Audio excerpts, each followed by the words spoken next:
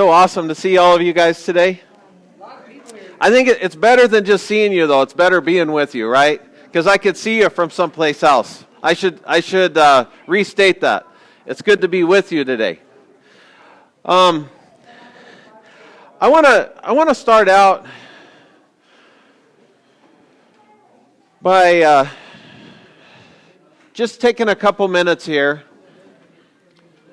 for you to give me for me to give you an opportunity to talk about what maybe God has done in your life. Today, yesterday, this week, maybe in general. I don't know, what it is that's on your heart, what's on your mind. But I know God is doing stuff. There's some stories coming out of the tragedy down in Paradise. If you're watching and listening to some of them, like for instance, there were some people that were in the middle of surgery when the hospital caught on fire, and they had to take them out of their state of being put under. So imagine waking up, middle of a surgery, and then you're not being transported by ambulance, you're being put into an individual's vehicle without the surgery finished, and you're driving through a wall of fire. I mean, can you imagine, like just waking up in the middle of the night and seeing that would be something. And you've been around people that are in the recovery room, right? They're a little loopy sometimes. Can you even imagine? And the stories are coming out about people that were rescuing people out of burning ambulances and things like that. And so, while it's a tragedy, it's an opportunity to see all the things that God does in midst of all that. So God isn't a God just of fair weather. He's a God in the middle of the storm too, right? And whatever that storm is. And so, I know many of you here probably have family down there. My brother lives down there. And they got out okay. We saw a picture of their house. It was the picture they chose for the national news, which is kind of weird. And it shows the flames like feet away from the side of their house. They don't know whether it burned or not, but it didn't look too good. The report I saw today was nearly 7,000 homes burned.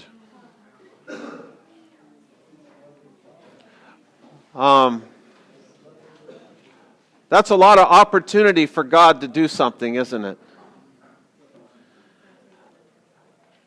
Let's just keep praying for all those people that are displaced, whatever their circumstance is, right? 7,000 new people praying harder on that. That's right. 7,000 opportunities for God to be seen. So if you have something on your mind, I'm going to take a minute to share it. And then I want to introduce you to a couple people that maybe you already know. And one of them needs to get going. And so I'm going to bring him up first. But first, let's take a moment if you have something you'd like to share.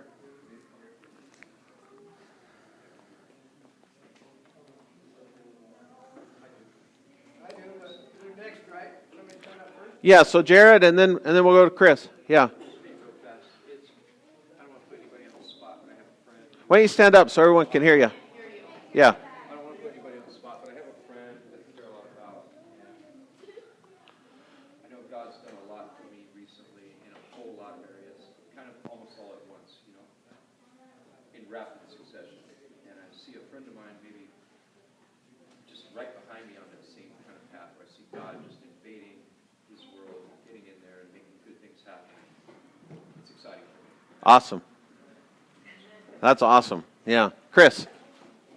I'm realizing me personally, this is a story about me, not about you. And I'm in a situation I've never been in my life before, and my story is going to be different than yours.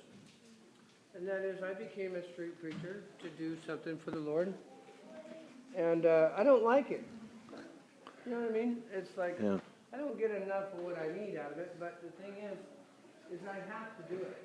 Because I didn't necessarily believe that the Lord sent me, so I did a demanding of the Lord to show me within 24 hours, or I was going to quit. And so he ran me into somebody that was confirmed my faith, and then 4 days later, I lost my faith, and he did it again, kind of like a Gideon's prayer. And so for me, what I do is I express the Ron Wyatt videos so that people see the miracles in the Bible. And for me to not do it is a sin. For you, it's different, but the Lord called me to do this. And so in my life, I would like prayer to have strength to continue to do what I do. Because I don't see a lot of success and I get a lot of discouragement. But for me, this is my life today, and it's not going to change because I want to do what the Lord wants me to do. That's awesome, Chris. Thank you, man. Anybody else? I had a hunch you were going to jump up, Thomas. I didn't want it. Come up here. I still don't want it, but Is it good to have him home, guys, or what? it's good Yeah, to be here, you know. yeah. It's good to have our brother home. So, it wasn't very long ago, I laid out there, and, I was mad at God. He wasn't answering my prayers my time. And so, I know some of you are still out there, and, I know I had days that were just hard, and it just seemed impossible. But recently, it was in God's good grace, and it wasn't mine. Some of you, the ones you didn't know, so I had to go to jail because I kept missing court. They don't like that. Go to court. You don't have to go to jail. Well, that's my story. But so in this incarceration that I had, and I didn't want to end up in the situation I had come from. And I was going to do everything possible to do it. So every time I got on the phone, I was trying to make phone calls, and I was getting nowhere.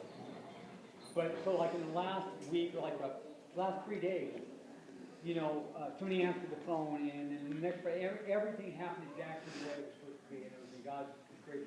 And I just had to sweat it the whole time. What I learned out of that was that I just needed to pray and let it go. And so the last days I've been practicing that, and it's just amazing. It's amazing how much less stress and how much more time I have. And everything is just perfect. That was what I wanted to communicate to you. That man is God's good grace, and He looks out for us no matter what.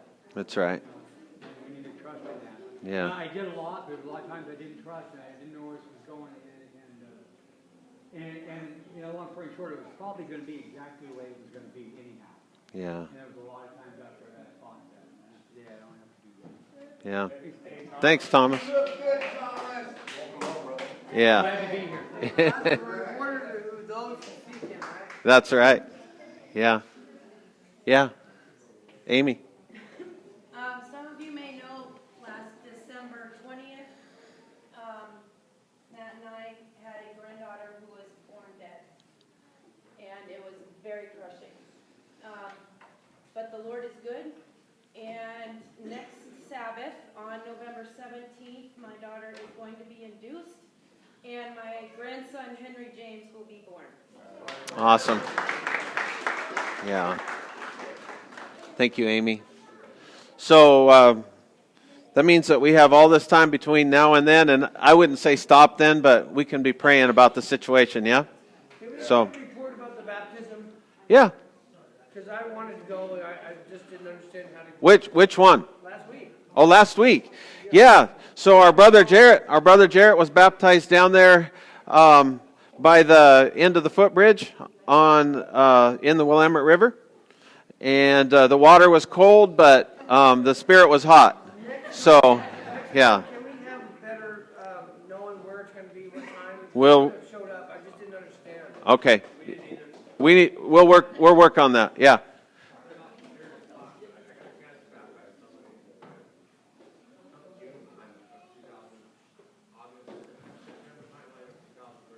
Uh-huh.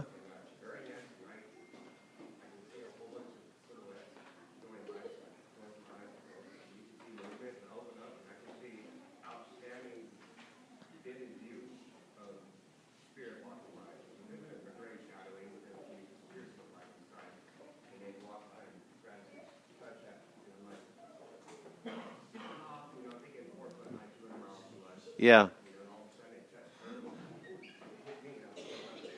Mm-hmm. Wow. Yeah. Thanks, man. So that experience down there on the river, it was kind of interesting that just as we were kind of finishing up down there by the water, a group of free souls, a motorcycle gang showed up. First words out of Jarrett's mouth was, "Let's go baptize them." So I appreciated that a lot, actually. So anyway, yeah, Chris. You know, I went to a storefront church. In fact, I was the first member there for 5 years. Anyway, I would take the flyers and make sure every single one got out, right? Yeah. Every single time I saw bikers, I would run up to them and I would just pass them out before they knew what it was. Mm-hmm. Every single time a biker would come. Every time. Fantastic. There's this thing about bikers like that. They're hard. That's not true. No, I got more success out of bikers than anyone. they're soft and gooey inside. Yeah. Yeah. Yeah, they are. The odds are they'll come. All right. Well, as we get started here, I'm going to ask my brother to come up here, Brian. So he was already up here leading us in praise today.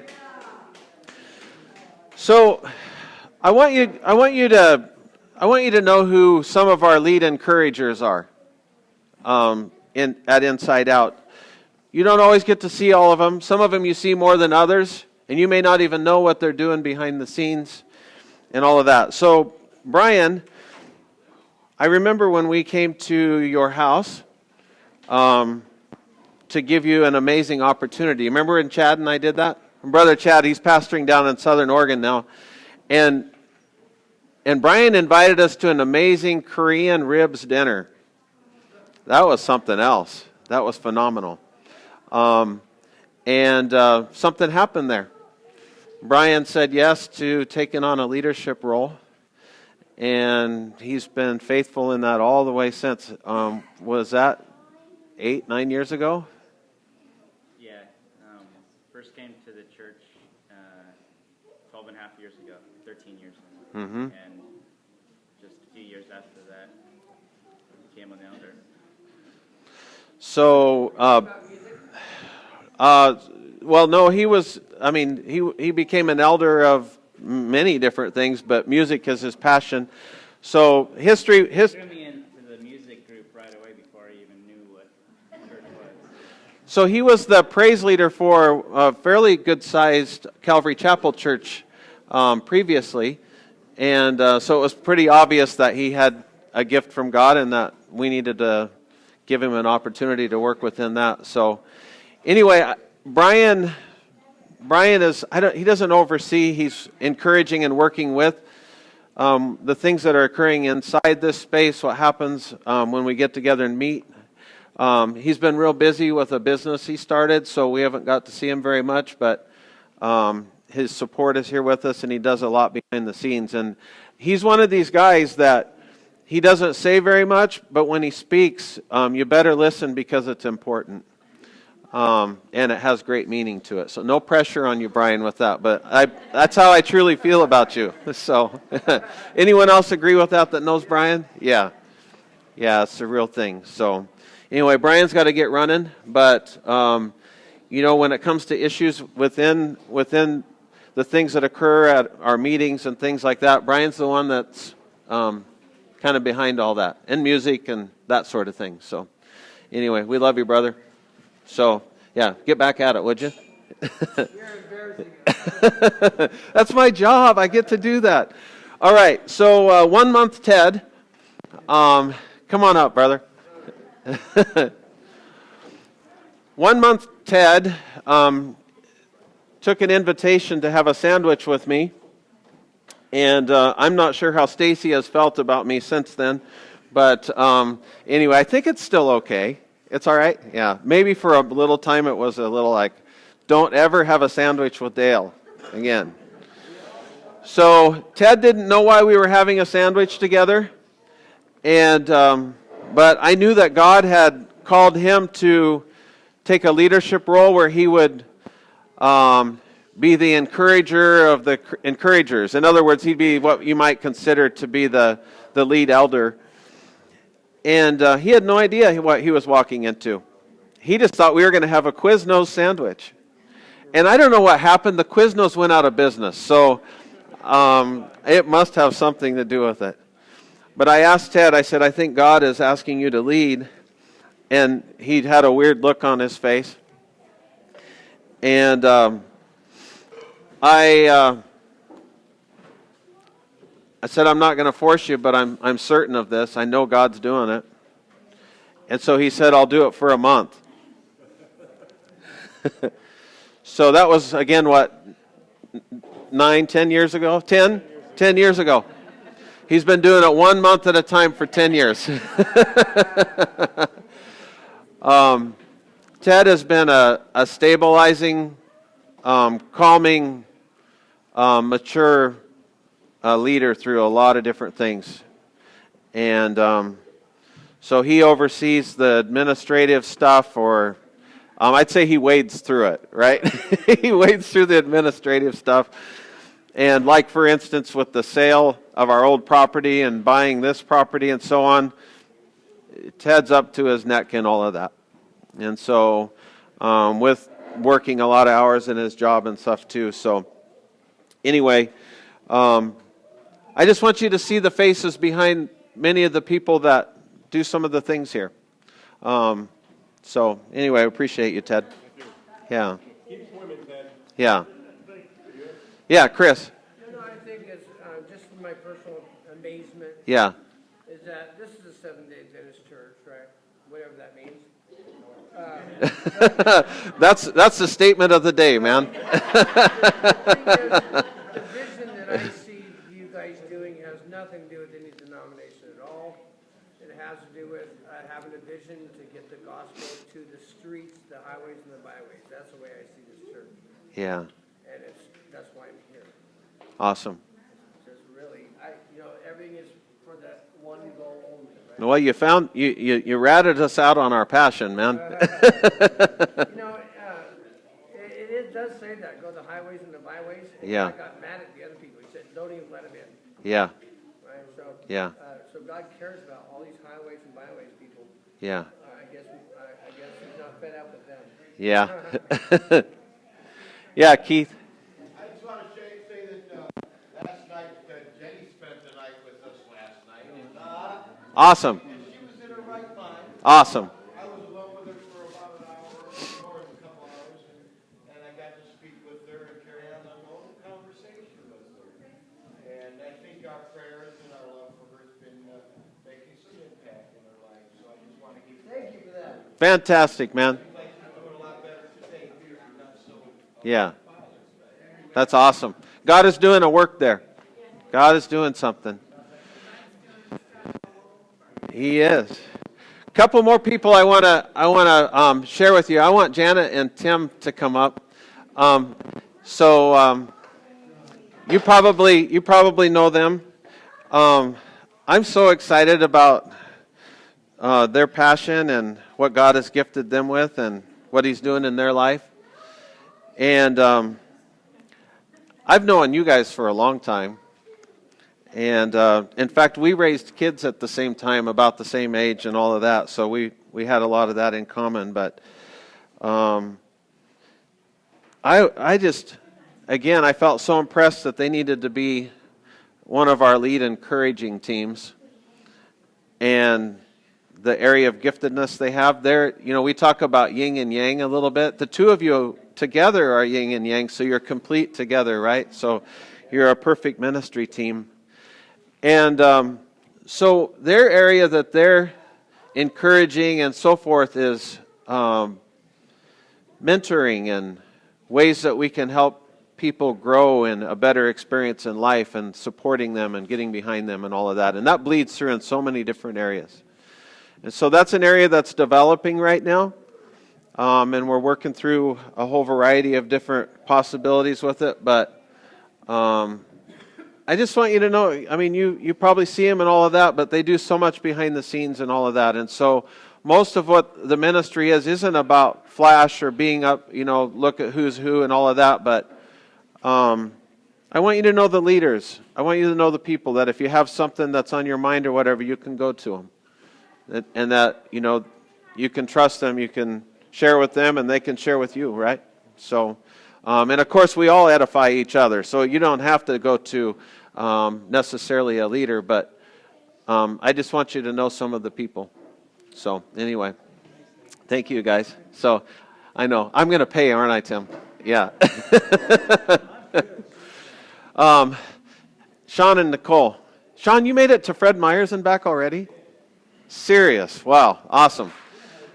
So he comes up to me when I'm over in the corner and he goes, hey, are you going to need me up front today or what? And I go, well, it depends. And he said, well, I got to go do something to help somebody out. And I go, well, you can help somebody out all day long. That's more important. So anyway, he's back in time anyway. Sean and Nicole, do you want to come up here or do you like staying there? Are you going to make her... come up here, just for fair, to be fair. Sean, I think, has been an elder for about 15 years. Yeah. For a long time.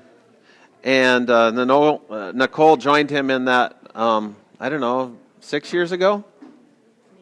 Maybe, something like that. I don't know. Time's going by really fast. And they have a split ministry between the two of them. So, well, Sean does a whole lot of different things, but he's more over any technical kinds of things. He's the chairman of the board, so he makes sure that we stay legal and all of that kind of stuff. Behind the scenes stuff, yeah, but very active all the time, and just, again, like Ted, just stable, solid, just, what you need for the backbone so that things can carry forward. So, and Nicole, her ministry is a little more focused inside, making sure that people are encouraged and cared for, and looking for people that maybe we haven't seen for a while, and finding out why we haven't seen them, and just maybe more pastoral even in that manner. So, anyway, appreciate you guys. So, awesome team. Okay, we just have one more, right? For who's here today? Diane. Yeah, that's what I mean. There's one more. Diane. Oh, you're stuck behind there. Okay. Okay, so then we're going to have everyone say hello, Diane. So, Diane probably has the largest team because she needs a lot of help. I mean, don't take that wrong. Yeah. So Diane is the one that, if you see something happening that is for the entirety of our whole region, reaching out, caring for, providing supplies, food, clothing, whatever, all that stuff, Diane is somehow affiliated with that. And so she was approaching retirement, and she said, I want to retire and do full-time ministry. And so we said, well, we know how to help you with that.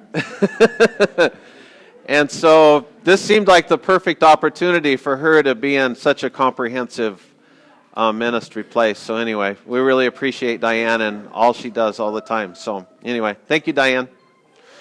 So I want to start here in Matthew. Matthew chapter 28 today. So most of you have an opinion already about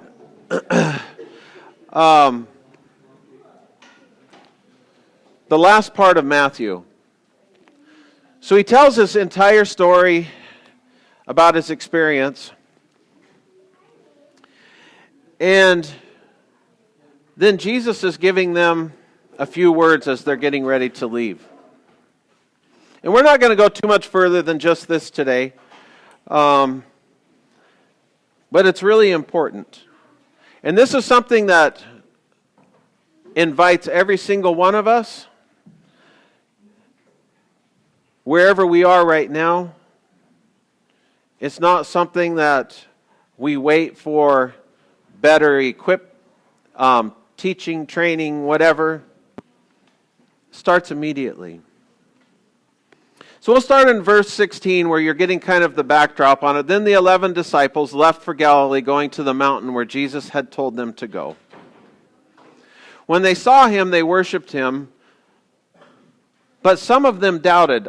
Just check that out for a second. Sorry, where are we at? So the resurrection has occurred. Right? They went through this process. They saw the ministry of Jesus. They had been with him all this time, and he had mentored them. He had discipled them. They had, on 2 occasions, had to face the doubt like we were talking about last night, where when there was 5,000 hungry people and he said, you feed them, he tested their faith, and then he did the miraculous thing and provided food for all of them and took up 12 baskets of food. And then not too long later, they come into the same circumstance with 4,000 people, and they go, where would we find food in this vast wasteland or whatever that we're in? And so Jesus says, well, what do you got? And they go, well, we got some bread here and we got some fish here. And again, he blows their mind by feeding all of them and taking up a 7-fold basket of leftovers. And you can go all the way down through the ministry of Jesus over and over and over, from coming out, walking on the water in the storm, from sleeping in the boat and calming the storm, to all of the lame that were healed, to the raising of from the grave of Lazarus, to all of these different scenarios. And these are the guys that are going to turn the world upside down. These are the ones that we start reading about in the book of Acts, where all of a sudden the things that Jesus had been doing, now they're having those experiences themselves.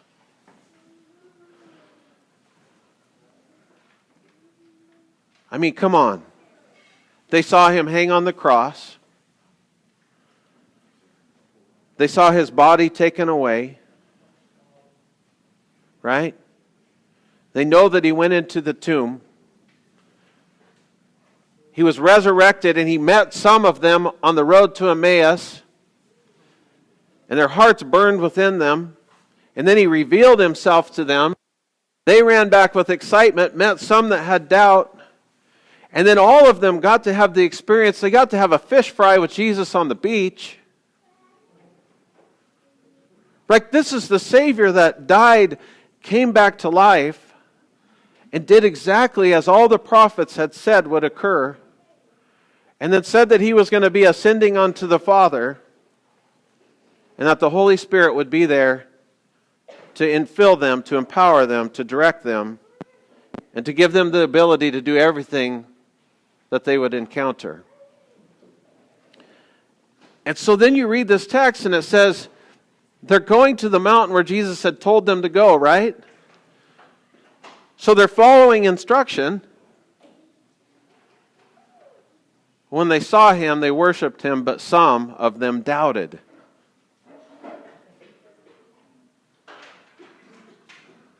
I'm both amazed at this and I'm encouraged by it. The reason why I had some of the leadership come up here is because I am convinced that every single one of them doubted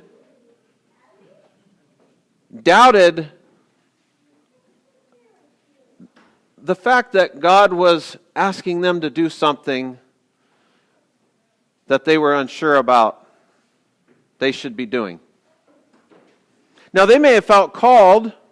I'm not going to say they didn't feel called, but there's always doubt. When I was called as a pastor, I doubted it intensely. I didn't just doubt it a little bit. I fought against it intensely. Am I wrong with you leaders that I had brought up that when you were asked to take the leadership position, was there some doubt about why me? Should I? How can I? I'm not qualified. I'm not good at it. I've never done it before. Still? Yeah. Still. And how far along are we in this?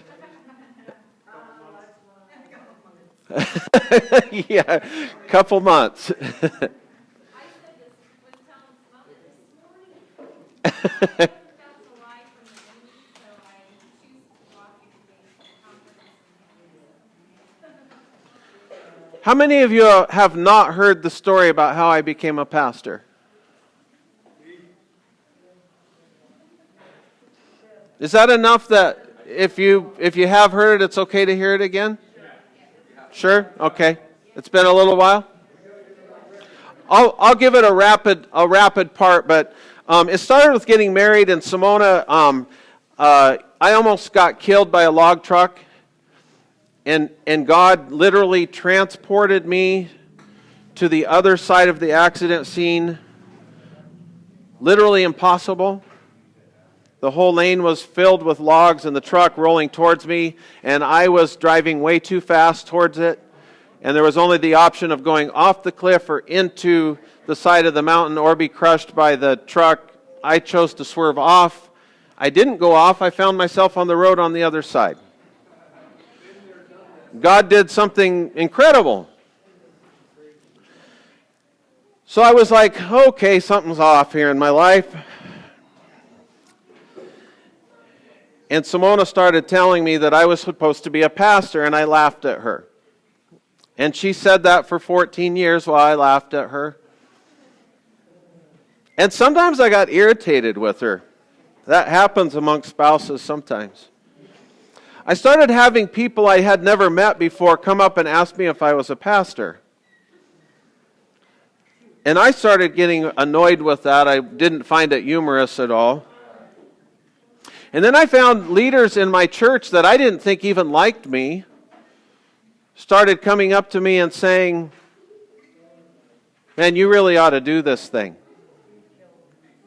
In fact, one of them had just told me, I had got up and I'd led in a very difficult situation, and he came up to me, and rather than encouraging me, he goes, man, you were pretty awkward. And then we go back in the back, and he goes, hey, if you ever follow God's call in your life to become a pastor, I'm going to put you on the short list. I'm like, well, what? You just called me awkward, and now you're saying I want you to be a pastor. What's up with that? That's a way to really take away that doubt, right? Everybody wants an awkward pastor, right?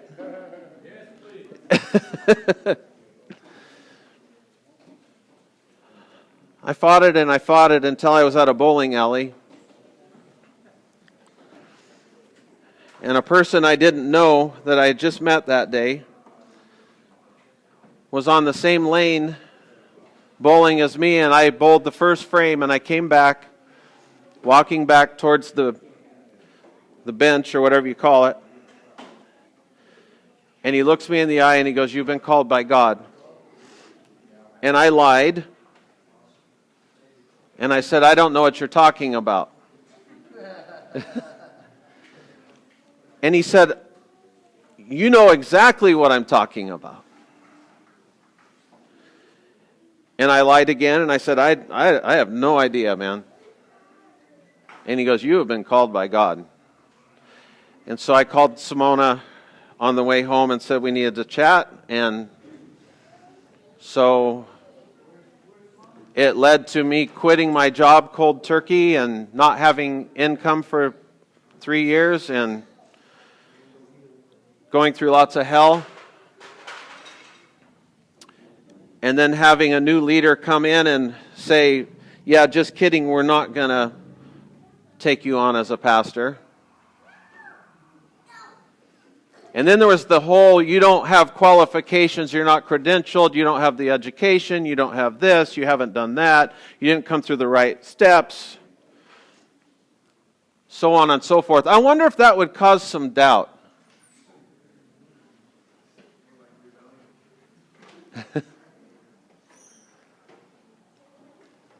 And then there was the fun little incident when I was amongst a whole group of pastors and we were sharing our calling with each other. My first year as pastor.